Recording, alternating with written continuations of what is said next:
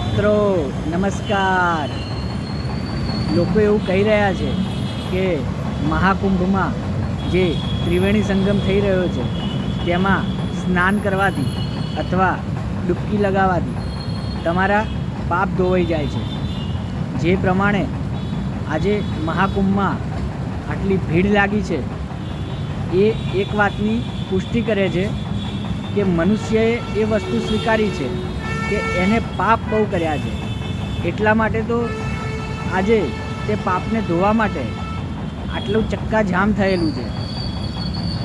પરંતુ પાપ ધોવા માટે મહાકુંભમાં ડૂબકી લગાવવાની આવશ્યકતા નથી.